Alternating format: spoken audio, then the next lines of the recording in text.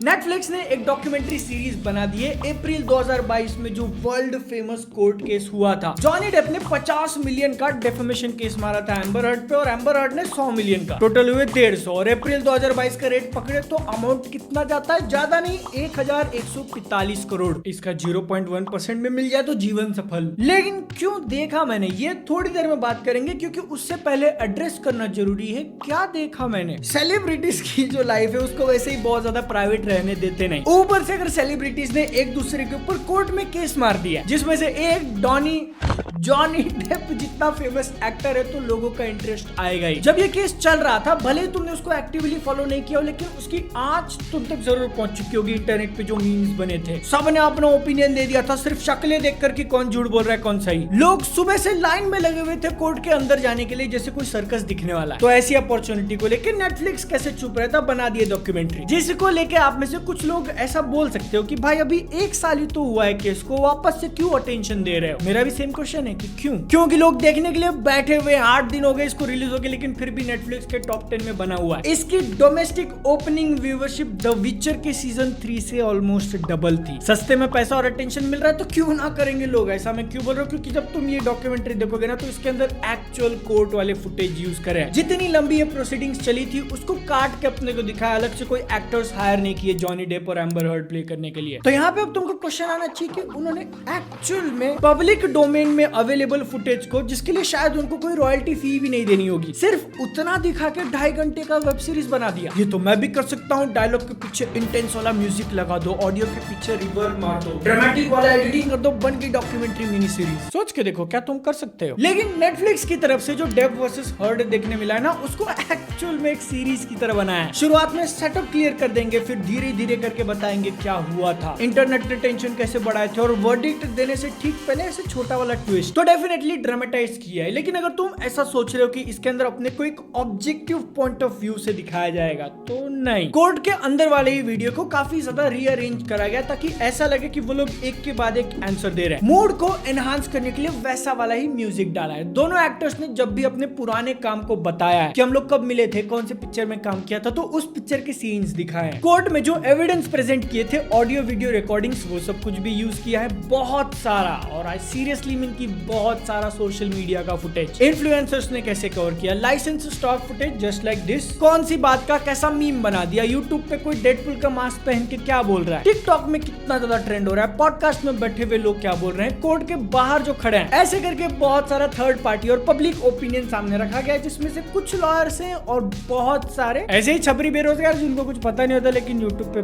Wait खुद की बात कर रहा हूँ क्या मैं। ये मिनी सीरीज को डिजाइन इस तरीके से किया गया है ना कि अपनी तरफ से ये कोई भी आंसर देने की कोशिश नहीं करती, क्योंकि एक आंसर ऑलरेडी सबके सामने, कोर्ट ने क्या वर्डिक्ट दिया था। इसके बदले वो लोग जो कि इस केस के अंदर बहुत ज्यादा इन्वेस्टेड थे और उनको लगता है कि उनको सब कुछ पता है, जब वो इसको देखेंगे तो एक एंग्री वाला रिएक्शन निकलेगा, सोशल मीडिया पे शोर करेंगे, तो जिससे लोगों को आइडिया नहीं भी है वो लोग भी आके इसको चेक करेंगे जस्ट लाइक मी। और इस बात की पॉसिबिलिटी भी कई ज्यादा है कि अनजान लोग इसके अंदर दिखाई हुई चीजों को एकदम सच मान के अपनी जिंदगी में आगे बढ़ जाएंगे। लेकिन इसको देखने के बाद मैंने थोड़े बहुत लोगों के रिएक्शंस चेक करे, तो फिर बहुत सारे इससे खुश नहीं है। उनका ऐसा कहना है कि जो ऑलमोस्ट 6 हफ्ते शायद तक ये केस चला था, इसके बहुत सारे मोमेंट्स कट कर दिए, उनको दिखाया नहीं। मैं खुद उसके ऊपर कोई भी टिप्पणी नहीं करना चाहूंगा, क्योंकि मेरे को इस बारे में कोई आइडिया नहीं। तो इसीलिए अगर ये सीरीज एक्चुअल एक्सपर्ट्स को लेके उनका ओपिनियन शेयर करती ना, तो ज्यादा बेटर होता। इंस्टेड उन्होंने चूज किया कि हम लोग सोशल मीडिया पे ज्यादा फोकस करेंगे और ये पूरे के पूरे केस को उन्हीं के थ्रू एक्सप्लेन किया जाएगा। तो अगर तुमको भी कुछ नहीं पता है और ये डेप वर्सेस हर्ड देख रहे हो, तो इसको एकदम 100% फेस वैल्यू पे मत ले लेना। तो बादल, तूने इसको देखा ही क्यों? इसीलिए क्योंकि पिछले साल जब सब कुछ चल रहा था ना, तब मैंने उसको बिल्कुल भी फॉलो नहीं किया, और ये एकदम से मेरे सामने पॉप होता है, तो मुझे देख रहा था कि क्या हुआ था। और तीनों एपिसोड देखने के बाद मेरा टेक अवे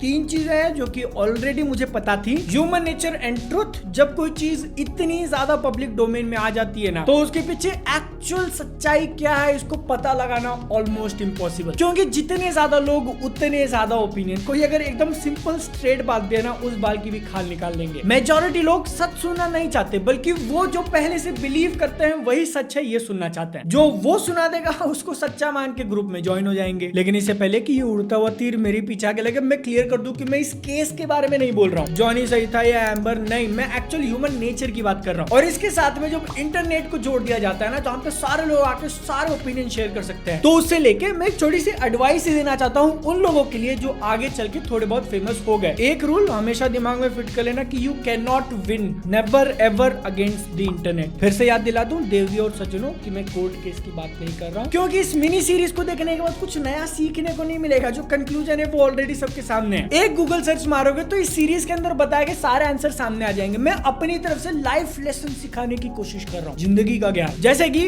लीगल सिस्टम कितना ज्यादा खोखला है, जिसको बनाया तो सच पता करने के लिए गया था, लेकिन डिजाइन इस तरीके से किया है कि जो सबसे बेहतरीन खेलेगा वो जीतेगा। अगेन मैं सीरीज की बात नहीं कर रहा हूँ, तुम्हारे फ्यूचर के लिए रियल लाइफ का ज्ञान। मजे की बात तो ऐसी है ना कि ये जो रियल लाइफ इवेंट है उसका अपनी रियल लाइफ से कोई लेना देना नहीं, लेकिन फिर भी लोग इतने ज्यादा इन्वेस्टेड है क्योंकि मोहल्ले का झगड़ा देखना किसको नहीं पसंद। मुझे नहीं पसंद, वीडियो बनाना था इसलिए देख लिया। कंक्लूजन ऐसा निकला है कि जॉनी डेप ये डेफेमेशन वाला केस जीत गए, उन्होंने अपना नाम क्लियर कर लिया, तो जो मूवी फ्रेंचाइज से उनको निकाला गया था वो शायद प्रोबेबली मिल जानी चाहिए। लेकिन असली प्रॉब्लम तो एम्बर हर्ड से भी ज्यादा डीसी को है। 2023 की शुरुआत में शज़ैम पार्ट 2 निकाला, पिट गई। फ्लैश निकाला जिसके मेन एक्टर ने कांड पे कांड किए हुए थे, डिजास्टर। अगली पिक्चर ब्लू बीटल जो कि चलते हुए नहीं दिख रही, और उसके बाद अभी एक्वामैन बाकी है जिसके अंदर हीरो के लव इंटरेस्ट का कैरेक्टर एम्बर हर्ड प्ले कर रही है। कोर्ट केस हारने के बाद तो लोग और भी नहीं छोड़ने वाले। डीसी से याद है कि जैक स्नाइडर की अगली पिक्चर का ट्रेलर आ चुका है, रेबल मून। दिखने में तो काफी ज्यादा अच्छा लग रहा है। वो एक चोजन वन की स्टोरी होगी। जैक स्नाइडर का सिग्नेचर स्लो मोशन देखने मिलेगा। उनकी पुरानी कुछ मूवीज जितना डार्क और ग्रिटी तो नहीं है, बट फिर भी जैक स्नाइडर की पिक्चर ये लुक आइडेंटिफाई हो रहा है। हिंदी डब में ट्रेलर भी निकाल दिया, अच्छा लग रहा है। ये शॉट देखकर मुझे सावरॉन की याद आई। म्यूजिक काफी ज्यादा बढ़िया, पंछी के ऊपर कूदने वाला सीन बहुत सही लगा, और कितने सारे लेंस फ्लेयर। तुम्हारे ओपिनियन एकदम सभ्यता के साथ कमेंट्स में डीसी की ब्लू बीटल के ऊपर अगर मेरा ओपिनियन देखना है तो फिर ये वीडियो क्लिक वॉच। मिलता है अगली वीडियो में। जय हिंद, वंदे मातरम।